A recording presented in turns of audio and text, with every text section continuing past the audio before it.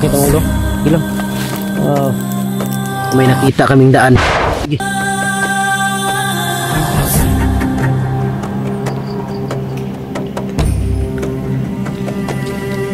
Bastos ka. Bastos ka. Tado ka. Bastos ka. Yun mga idol. Mapagpalang araw sa lahat. Yun sa araw na to.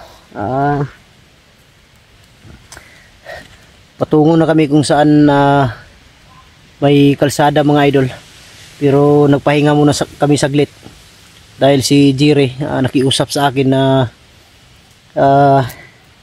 pahinga daw muna siya at matulog, kaya binabantayan ko muna siya mga idol habang natutulog dahil nanghihina daw yung ano niya, katawan niya. At dito mga idol, dito sa ulo, yan o, may dugo pa nga ako dito sa ulo, may ganyan kataas na hiwa. Ito siguro sa ano yan, sa pagtalon niya sa motor ba. Sabi niya parang naano daw sa bato. Kaya grabe yung kamay. May mga ano dito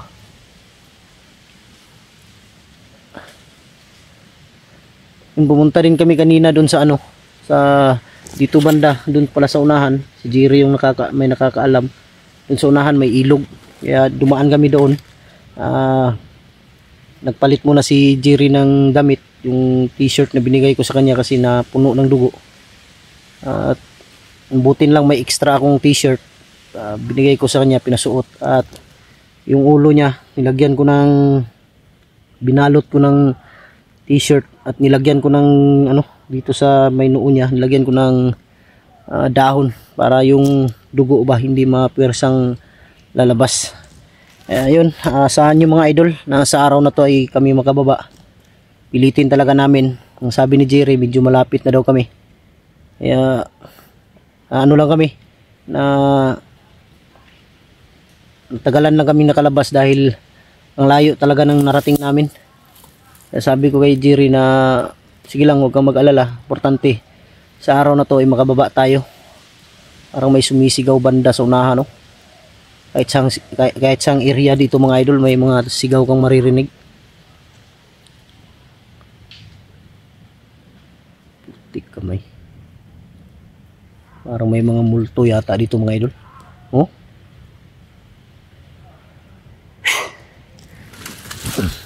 Ayun mga idol, si Jerry kiusap sa akin na matulog muna siya. Kaya hintayin ko na lang siguro mga idol na magising habang magbabantay ako dito sa paligid. Saan yung banda to?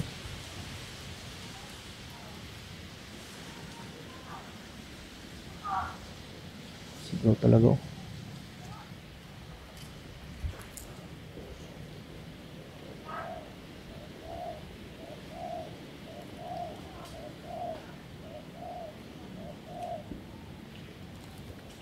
dito banda. Diyan banda yung sigaw.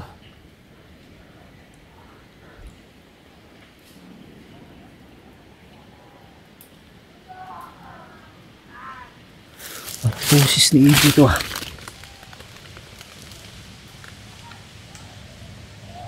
Pambusis ni EG mga idol.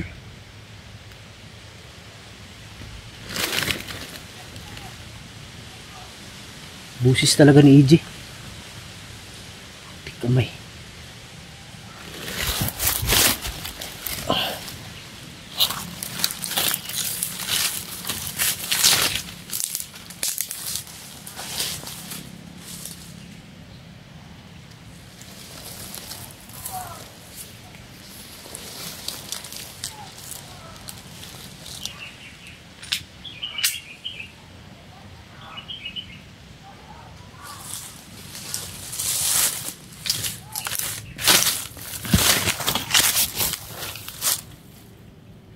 Sigurado ako busis ni EG yun.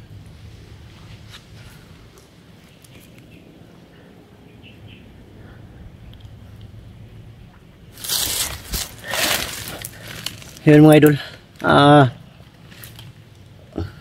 hindi ko na makalimutan yung nilagay pala sa sako mga idol. Nakita mismo ni Jerry na bata daw talaga. Hindi lang alam ni Jerry kung sino dahil hindi niya nakilala. Nakita daw niya mismo sa dalawang mata niya. Bata daw talagang nilagay dun sa loob ng sako. Lalaki daw, lalaki na bata. Ang iniisip ko ay baka si yung bata na si Lolo ba. Pero posible naman kung siya. Dahil alam kong hindi yun malapitan nila at hindi yun nila makikita basta-basta. Pero hanggang ngayon hindi ko pa nakita si yung bata na si Lolo. Malakas yung kutob ko mga idol na hindi talaga si Lolo yun. Posible naman. Dumaan nga siya sa harap nila. Hindi nila nakita. Kaya duda ko ibang bata yun. Duda ko talaga isa sa mga anak ni Benji yun.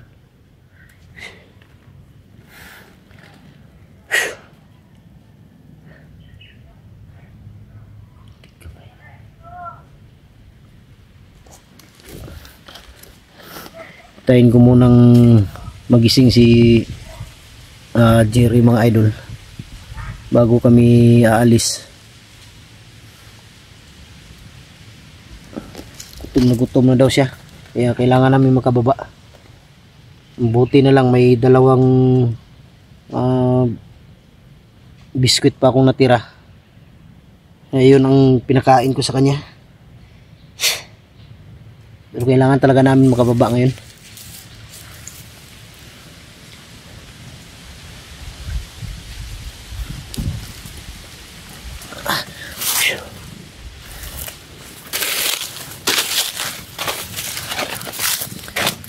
Yung banda yung sigaw. Dito banda dito.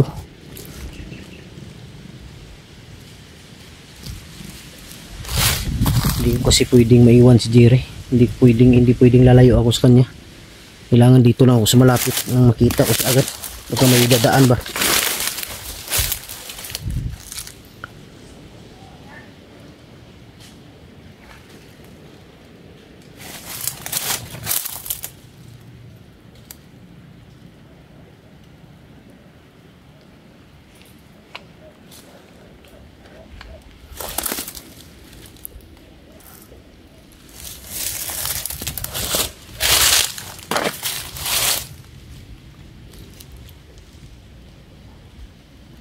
May tao dito.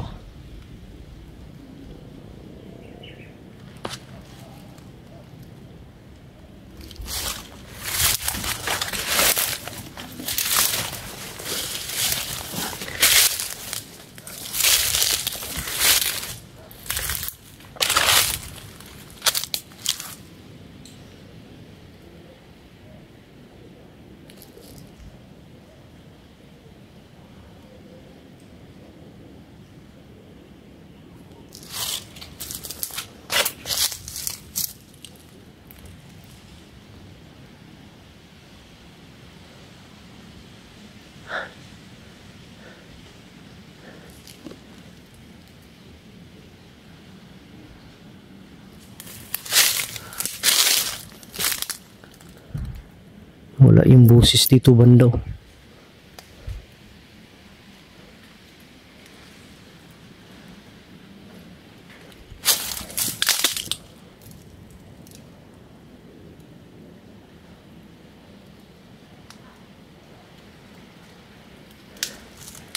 Mga tao sa paligid.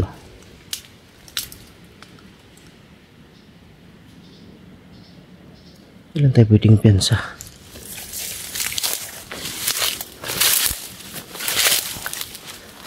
Uy, Jer. Basta, Jer. Ayo. Pumuntang galing niya na. Ayan mga idolo. Ito. Yan, lagyan ko ng dahon. Para yung dugo, yan lumabas na yung dugo. Huwag tanggalin. Baka lalabas yung dugo. Ayan, natanggal yung mga dugo niya dito sa muka. Kasi pinahilamos ko kanina sa ilog at nilinisan ko yung niya dito, yung hiwa niya.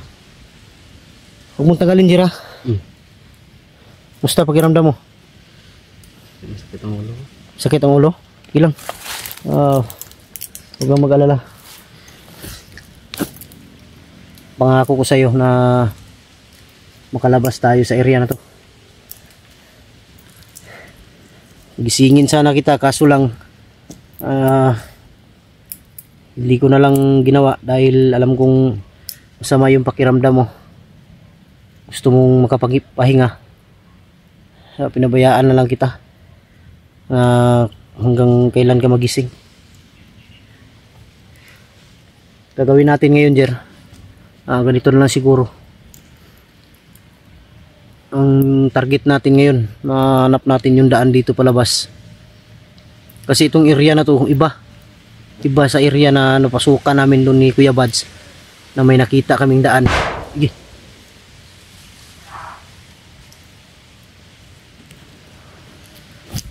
Wala. Tago ni buto.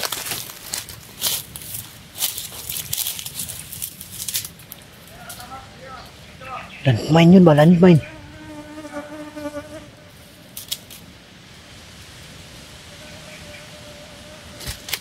Landmine yun. Okay. Parang may nakaapak sa landmine. Lakas ng putok. Putik kamay.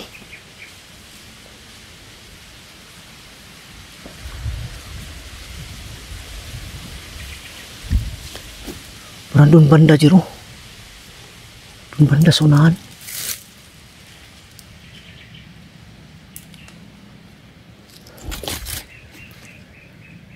Putok ng landmine, mga idol. Sobrang lakas. Tara. Dandan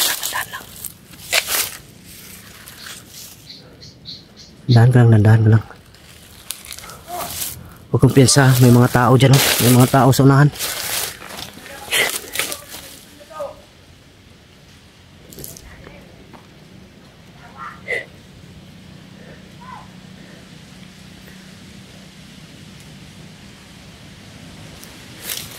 Kahit saan sila, Jer, meron, kahit saan dito ba, may mga bantay talaga, no? Doon, no? May narinig ako kanina, Jer. Habang natutulog ka dito, narinig ko sigaw, hiningi ng tulong, parang ano ba, binubugbog. Pero ang boses narinig ko, boses ng kasama ko, parang ano ba, parang si EJ. Dandahan tayo para makalabas tayo agad.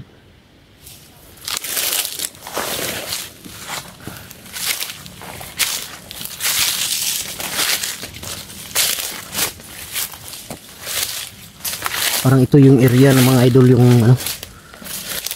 Parang ito yung area nakita ko sa ano, sa video ni Maskaraboy o ni PJ.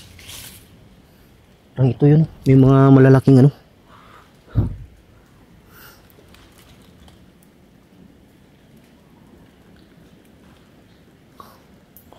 Piyansa.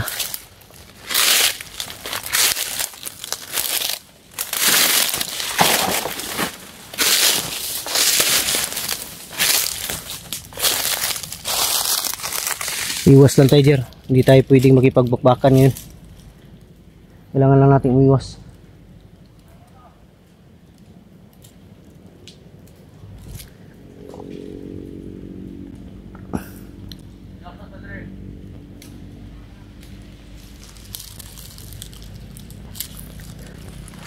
Liko ng konti, liko.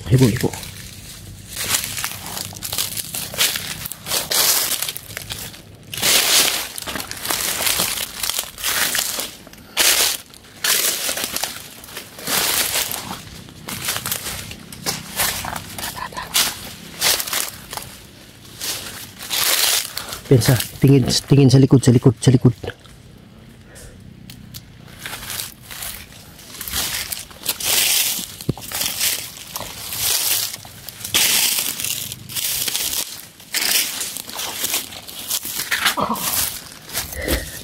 Dito banda sa unahan, oh, may nagbabantay. Di kamay, kahit saan sila mga idol. May nagbabantay talaga. Ayun, oh. Grabe, sobrang lakas ng landmine na yun. Parang may nakaapak yata.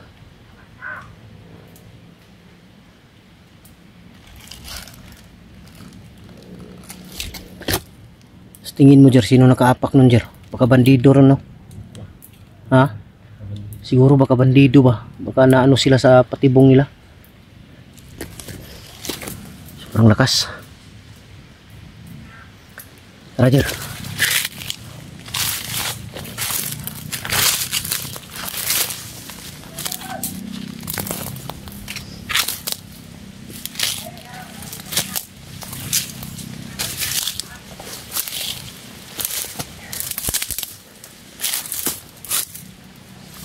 Yan sa likod, tingnan mo sa likod. Kumbala dito sa harap.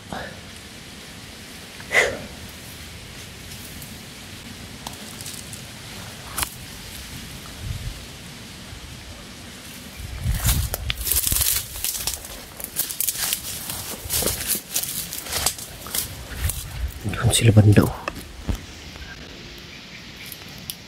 Diyan sila banda, mga idol, sa unahan. Diyan banda.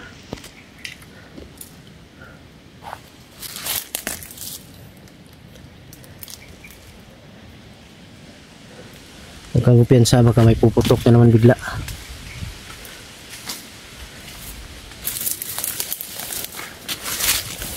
Tata.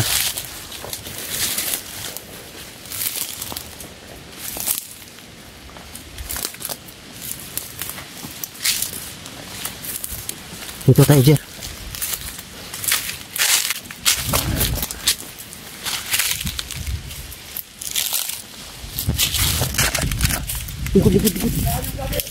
Lingkod.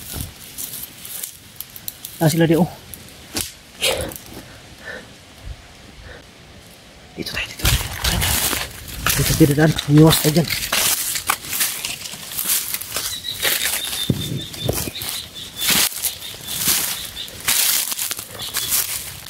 Pasang natin sila iwasan.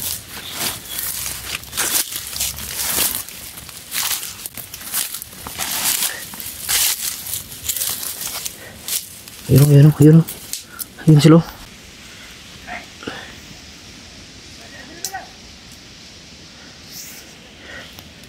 Tara. Dito tayo.